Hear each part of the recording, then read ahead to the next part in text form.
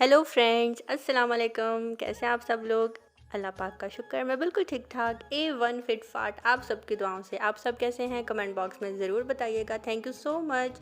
आप सब मेरा इतना पूछते हैं, मेरा एक दिन भी व्लॉग नहीं आता, आप लोगों की लाइनें लग जाती हैं और ये आप सबका प्यार है। और जब आपके मैं कमेंट्स देखती हूँ ये वाले कि स्वीटी जी आपका व्लॉग क्यों नहीं आया, आप यकीन करें मुझे इतनी खुशी होती है, इतनी खुशी होती है कि मैं आपको बयान नहीं कर सकती। और किसी को खुश करना भी सदका जारिया है, तो आप सबका बहुत बहुत शुक्रिया।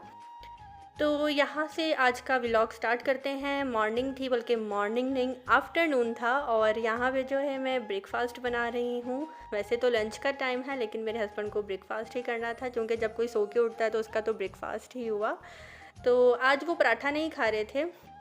आज उन्होंने बोला था कि मुझे ब्रेड और हाफ़ फ्राई अंडा बना कर दो, तो मैं उनके लिए यहाँ पे जो है ब्रेकफास्ट रेडी कर रही हूँ।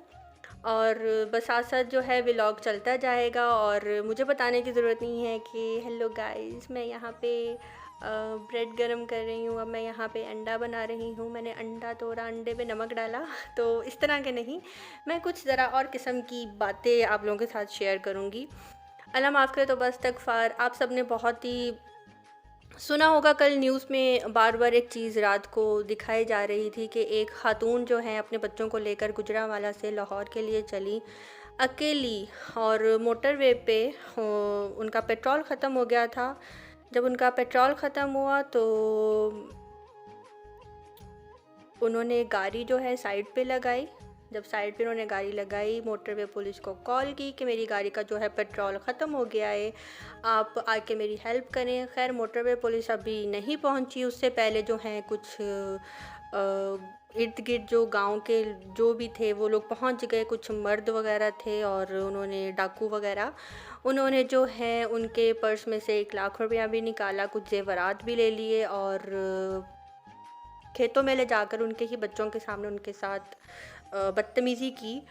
ये बहुत ही ज़्यादा शर्मनाक बात है। मुझे शेयर तो नहीं करनी चाहिए, लेकिन सोशल मीडिया पे ये इस टाइम आम चल रही है और सब देख चुके होंगे, इसलिए मैं इस टॉपिक पे बात करना चाह रही हूँ। मैंने उस न्यूज़ के नीचे जो है कमेंट भी किया कि उन बंदों को पकड़ के सीधा फांसी दी जाए।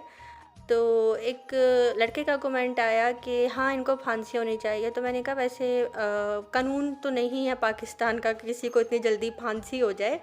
तो उस लड़के ने बोला कि नहीं हुई थी, ज़ैनब केस जो था उस 10 महीने बाद उस बंदे को फांसी हुई थी। तो मैंने कहा शायद एक वही केस था, क्योंकि उसमें पूरी दुनिया बोल पड़ी थी, इसलिए उसको खांसी कह रही हूँ, फांसी हुई थी, सॉरी।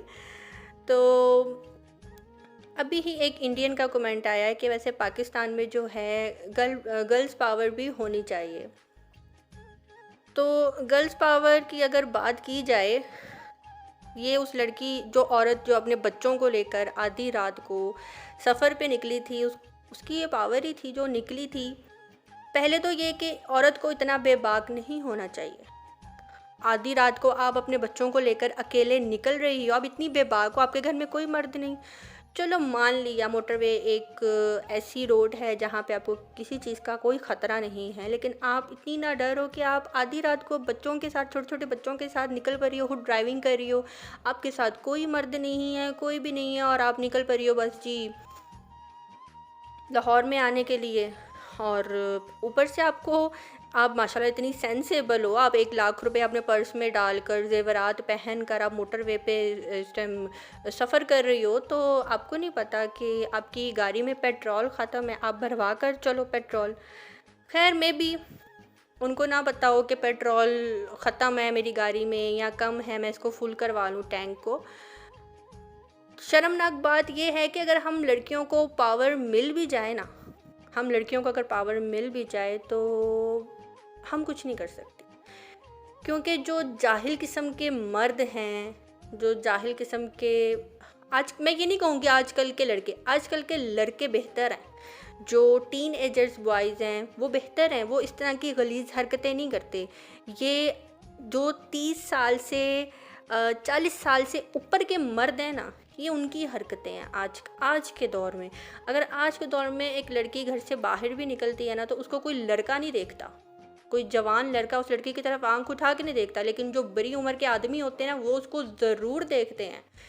तो अगर हम लड़कियों को गर्ल्स पावर मिल भी जाएगी ना, तो उसके बावजूद जो है हमें ये दुनिया जीने नहीं देगी जीने, बिल्कुल भी नहीं देगी।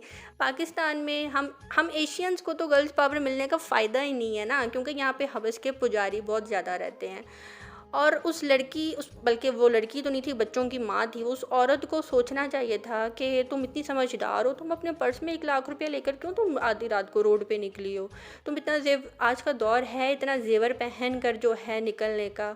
और मुझे बहुत दुख हुआ रात को जब मैंने ये न्यूज़ सुनी, तो मुझे नींद नहीं आई, मैं जागती रही इस न्यूज़ को सुनने के बाद। और अभी ये 2 दिन पहले जो कराची में एक छोटी सी बच्ची के साथ जो ज्यादती हुई है, ये कल औरत के साथ हुई है, आज कराची में बिल्डिंग गिर गई है। हम लोग बहुत गुनाहगार हैं, बहुत ज़्यादा। हम लोग इतनी इतनी अच्छी बातें करते हैं यूट्यूब पे आकर, हम इतने नेक शरीफ बन जाते हैं, लेकिन हमारे अंदर जो है ना कुछ और चल रहा होता है। हमारे अंदर वो सब चल ही नहीं रहा होता जो हमारी ज़ुबान पे आ रहा होता है। तो हमें अच्छी बातें करने के साथ साथ उस पर अमल करना भी बहुत ज़्यादा ज़रूरी है। बाकी अल्लाह पाक से दुआ है कि जिन्होंने उस औरत के साथ ज़्यादती की, उनको जल्द से जल्द पकड़ा जाए, उनको फांसी दी जाए। वो एक बेबाक औरत थी जो आधी रात को निकली। मैं तो यार शॉप तक नहीं जाती। इसको मैं ये नहीं कहती कि मेरे में कॉन्फिडेंस नहीं है या मैं डरती हूँ।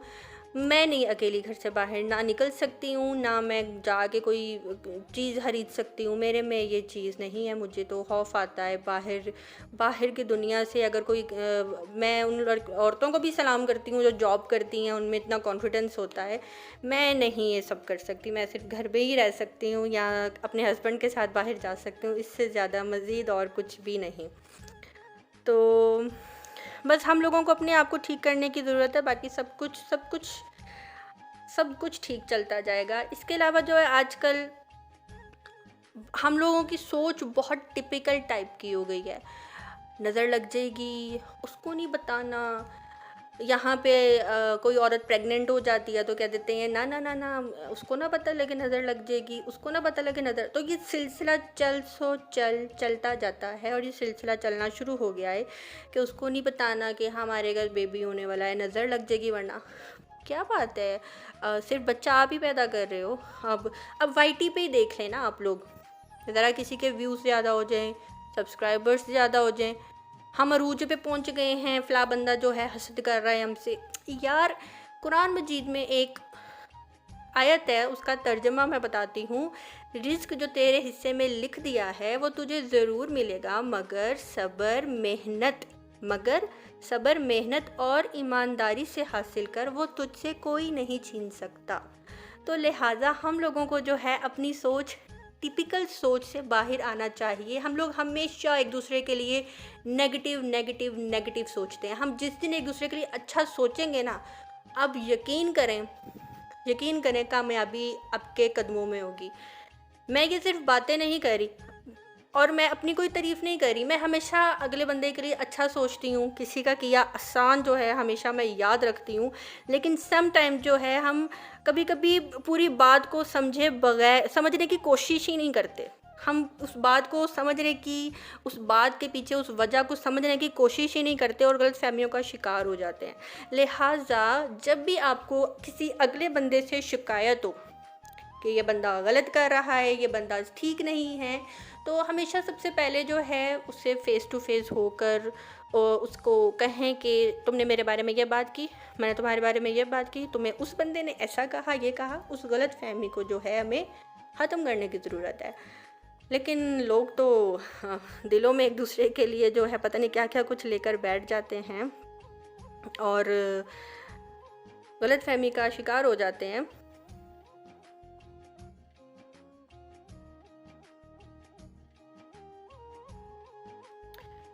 और वो कहते हैं ना, रिश्तों की रस्सी तब कमज़ोर होती है जब इंसान गलतफहमी में पैदा होने वाले सवालों के जवाब खुद ही बना लेता है।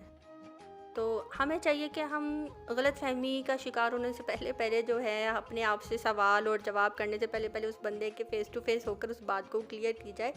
लेकिन हम बहुत खुदगर्ज़ किस्म के इंसान हैं, हम झुकने वालों में से नहीं हैं।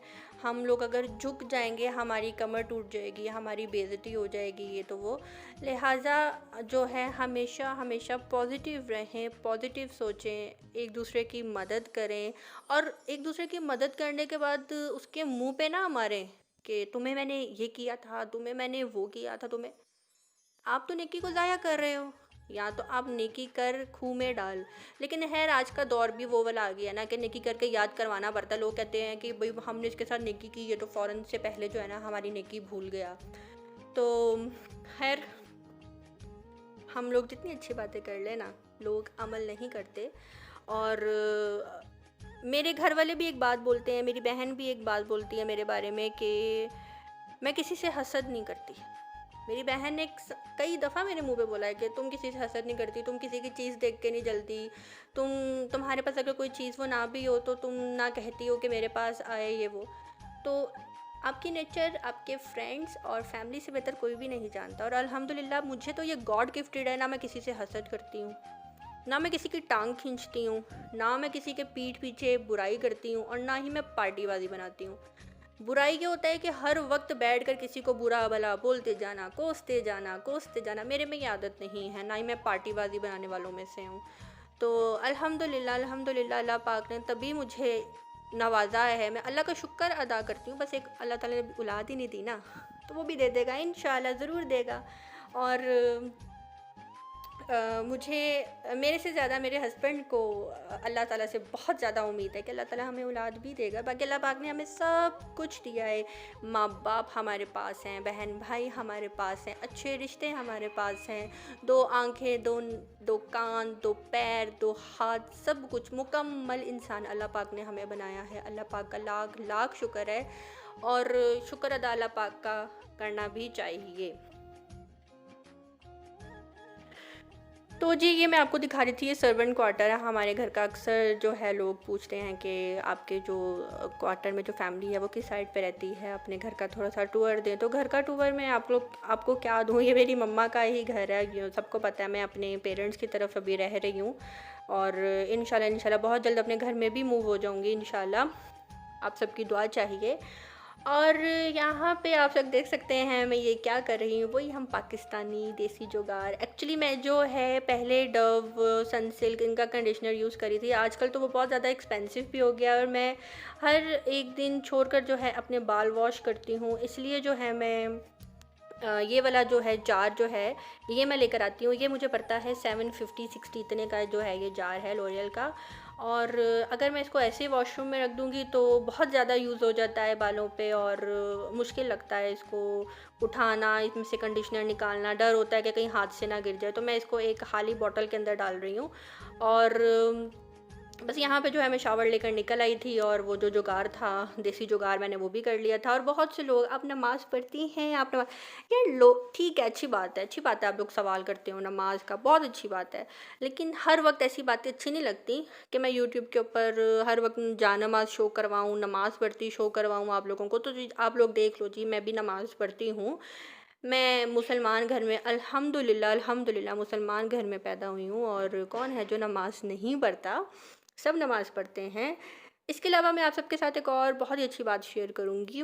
मुझे कल एक मेरी फ्रेंड ने वीडियो सेंड की और उस वीडियो का लिंक जो है मैं यहाँ पे डाल दूँगी। आप सब ज़रूर वॉच कीजिएगा उस वीडियो को। उस वीडियो में ये बताया गया था कि सूरत रहमान की जो फ़ज़ीलत है वो कितनी ज़्यादा है। उस औरत ने बताया कि मुझे कई साल औलाद नहीं हुई और मुझे डॉक्टर्स ने सब ने जवाब दे दिया था कि तुम्हें औलाद नहीं हो सकती। लेकिन मुझे किसी ने बोला कि तुमने 7 दिन जो है सूरत रहमान सुबह, दोपहर, शाम आंखें बंद करके दिल से सुननी है, दिल से। और सुनने के बाद जो है पानी के ऊपर 3 दफ़ा फूंक मारकर जो है अल्लाह अल्लाह अल्लाह 3 दफ़ा बोलकर फूंक मारकर वो पी लेना है पानी। और कहती 7 डेज़ बाद जो है मैंने कंसीव कर लिया था। तो आप सबसे भी रिक्वेस्ट है कि अगर आपको कोई बीमारी है, कुछ है, तो आप लोग सूरत रहमान जो है ज़रूर, ज़रूर, ज़रूर सुनें। और लाहौर के आप कह लें कि जितने भी हॉस्पिटल्स हैं, वहाँ पे सूरत रहमान जो है आईसीयू में 24 घंटे चलती रहती है, और बहुत से पेशेंट्स ने बोला है कि हमें बहुत फ़र्क पड़ा है। तो अगर आपको भी कोई प्रॉब्लम है, कोई बीमारी है, कुछ भी है, अल्लाह पाक हम सबको शफ़ा दे। तो आप लोग भी जो है सूरत रहमान सुने। और मेरे हस्बैंड और मैं तो वैसे भी सुनते ही हैं सूरत रहमान। अगर हम लोग जिस टाइम नाश्ता भी कर रहे होते हैं तो हम लोग मोबाइल पे लगा देते हैं, अल्लाह के नाम सूरत रहमान हम लोग सुनते हैं, हमारी ये रूटीन है। और यहाँ पे जो है मैं बस रात हो गई थी और यहाँ पे वाइट चिकन कढ़ाई बना रही थी। मेरा वाइट चिकन कढ़ाई बनाने का बहुत ही आसान तरीका है। कुछ भी मुझे बाज़ार से लाने की ज़रूरत नहीं होती सवाए चिकन के, और सब कुछ जो है घर पे ही मौजूद होता है और बहुत ही ईज़ी तरीके से मैं बनाती हूँ। जस्ट मैंने प्याज जो था उसको मैंने ग्राइंड कर लिया था, उसको ग्राइंड करके मैंने पैन के अंदर डाल दिया था। उसके बाद जो है उसका जो पानी था वो ड्राई हो गया, देन मैंने ऑयल डाला। जब पानी प्याज का अच्छी तरह ड्राई हो गया, प्याज जो है पिंकिश मेरा हो गया, फिर मैंने उसके अंदर जो है ऑयल ऐड कर दिया। ऑयल ऐड करने के बाद उसको हल्का सा फ्राई किया 5 से 10 मिनट। फिर मैंने उसके अंदर चिकन ऐड कर दिया। चिकन ऐड करने के बाद मैंने उसके अंदर लहसुन और अदरक की पेस्ट ऐड कर दी। लहसुन अदरक की पेस्ट ऐड करने के बाद मैंने काली मिर्च, सूखा धनिया और नमक जस्ट मैंने ये ऐड किया। उससे पहले मैंने ज़ीरा और दालचीनी का टुकड़ा भी डाला था। उसके बाद जब चिकन हमारा भुन जाएगा, मसाले भुन जाएंगे, फिर मैंने जो है दही डाल दी। अच्छा, अब हमारी फैमिली माशाल्लाह से बड़ी है और हम ड्राई सालन तो बिल्कुल भी नहीं खा सकते, इसलिए मुझे थोड़ी सी इसकी ग्रेवी ज़्यादा रखनी है। और यहाँ पे जो है मैंने दही डाल के रख दिया है। अब दही अपना पानी जो है वो छोड़ देगी और उसी के अंदर मेरा चिकन जो है गल जाएगा। और इसको अच्छी तरह जो है मैं मिक्स करके धीमी आंच पे ढक के रख दूँगी। और ये देख सकते हैं अभी कितनी अच्छी शक्ल इसकी आ रही है। इतने में जो है मेरा चिकन जब बिल्कुल रेडी हो जाएगा, मसाला जो है हो जाएगा, फिर मैं नीचे से चूल्हा बंद करके फिर मैं इसके अंदर क्रीम ऐड करूँगी। और यहाँ पे ये देखें बस मेरा सिंपल सा जो वाइट चिकन कढ़ाई है वो रेडी हो गई। ये बहुत ही झटपट बनने वाली और बहुत ही आसान, इसका टेस्ट बहुत ही अच्छा आता है। और बस इस तरह से जो है मैंने ये चिकन कढ़ाई बनाई थी। तो जी फ्रेंड्स, बस मेरा खाना भी रेडी हो गया है, खाना हमने खा भी लिया था। ये था मेरा आज का इतना सा व्लॉग। अगर किसी को भी मेरी कोई बात बुरी लगी हो उसके लिए दिल से माजरत। मैं जो बोलती हूँ सच बोलती हूँ और वही बात सच के अलावा कुछ नहीं बोलती। तो गलत फहमियाँ जो है हमें अपने अंदर से निकाल देनी चाहिए, हमें एक दूसरे के लिए अच्छा सोचना चाहिए। चार दिन की ज़िंदगी है। आज कराची में जो बिल्डिंग गिरी उसको देखकर मुझे बहुत खौफ आया, बहुत ज़्यादा, कि उनको तो कल तक पता भी नहीं होगा कि हमारे साथ क्या हो जाएगा। तो हमें भी नहीं पता कि हमारे साथ कल क्या हो जाएगा, हम ज़िंदा रहेंगे भी कि नहीं रहेंगे। तो बस इतना ही बोलूँगी। रात को जो है मैंने अपने हस्बैंड को बोला था जॉब से आते हुए मेरे लिए आइसक्रीम लेकर आना, तो बस यहाँ पे वो आइसक्रीम लेकर आए थे और जी अब मैं खा रही हूँ। और यहाँ पे होता है मेरा व्लॉग ख़त्म। अपनी दुआ में रखिएगा याद। अल्लाह हाफ़िज़।